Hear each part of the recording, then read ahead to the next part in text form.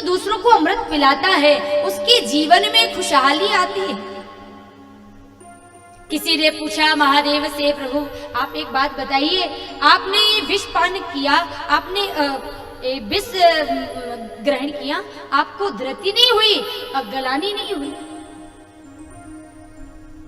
भगवान भोलेनाथ ने कहा, मेरे सामने से आ रहा था विष, मेरे हृदय में थे राम, तो विष बन गया विश्राम। कोई प्रभाव नहीं पड़ा। जहर भी उसका कोई कुछ बिगाड़ नहीं सकता, जहर भी मृत्यु नहीं दिला सकता। जो अमृत दूसरों को पिलाता है, दुख उसके जीवन का कुछ नहीं बिगाड़ सकता, जो दूसरों के लिए जीता है।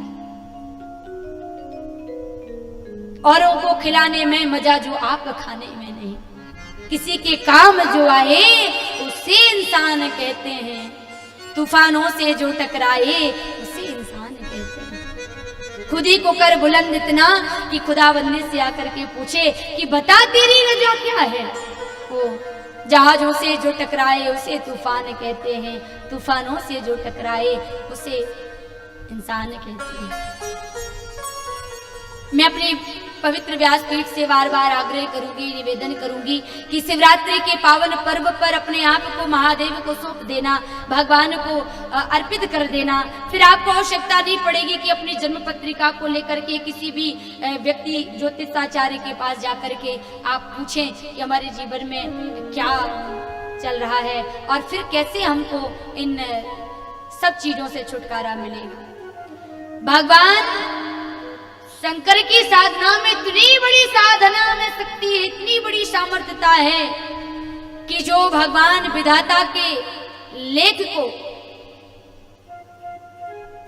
कील ठोकने की ताकत रखता है, बदल देता है। पार्वती मैया साधना कर रही हैं, सुना शमशान में रहता होगा, भस्म लेपन करता होगा, कोई मित्र नहीं होगा, कोई बैरी नहीं होगा।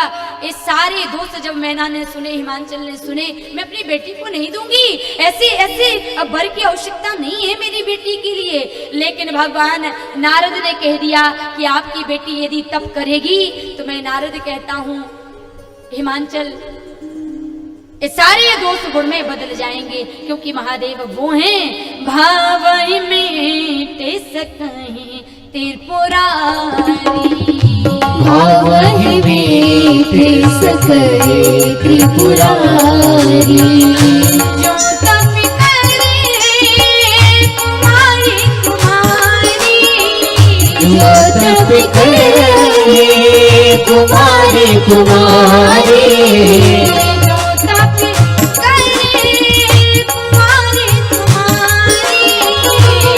तप करे कुमारी तुम्हारी। भावहि मेटे सकहि त्रिपुरारी, भावहि मेटे सकहि त्रिपुरारी, भावहि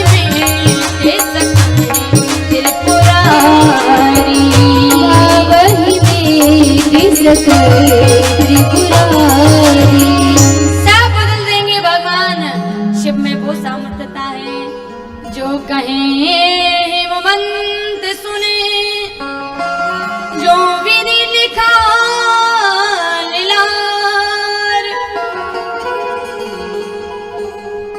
कोई नहीं मिट सकता।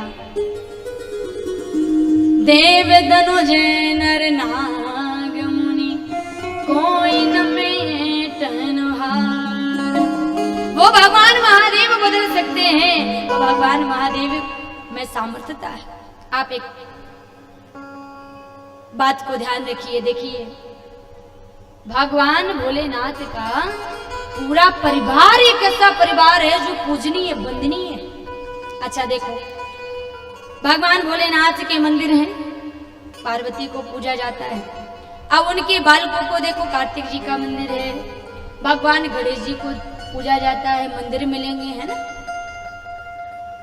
फिर आप गणेश की पत्नियों को भी पूजा जाता है और श्री गणेश के पुत्रों को, शुभ लाभ को भी पूजा जाता है, रिद्धि सिद्धि सबका। आप और देवताओं को उठा करके देख ले, भगवान कृष्ण के पुत्रों के कितने मंदिर बने हैं बताइए।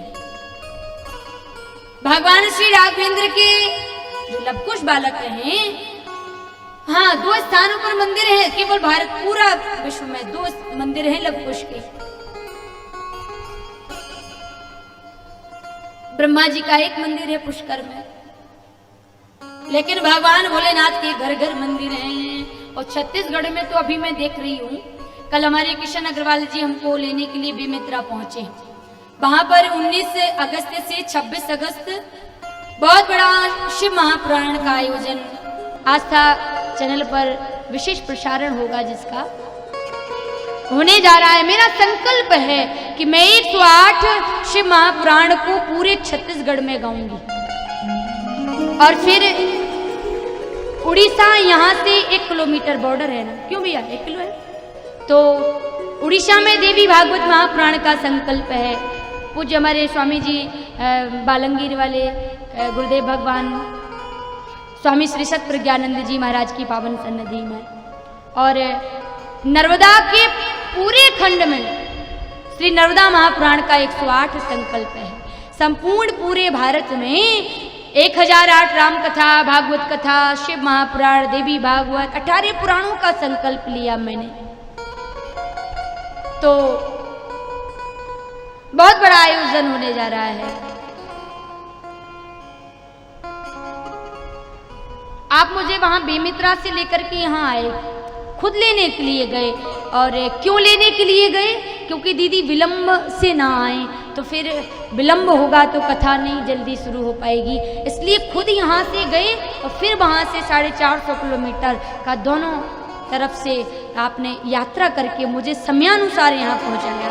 तो हम प्रेस वार्ता में बैठे हुए थे, आप 1 घंटे इंतजार भी करते रहे, क्योंकि वो स्वयं से संकल्पित आयोजन, तो मैं जनसंपर्क में थी उस समय।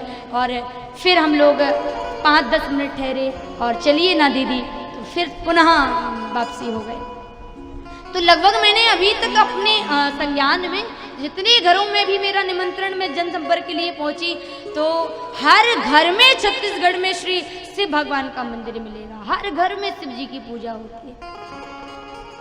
इसलिए ये धनाढ़ी नगरी भी, यहाँ श्रद्धा जन्मती है, क्योंकि श्रद्धा मैया पार्वती का स्वरूप है। श्रद्धा से प्रश्न करेंगे और विश्वास से प्रश्न का उत्तर दिया जाएगा, तो वहां शिव पार्वती की कथा प्रकट हो जाती है, राम कथा कृष्ण कथा भी प्रकट हो जाती है।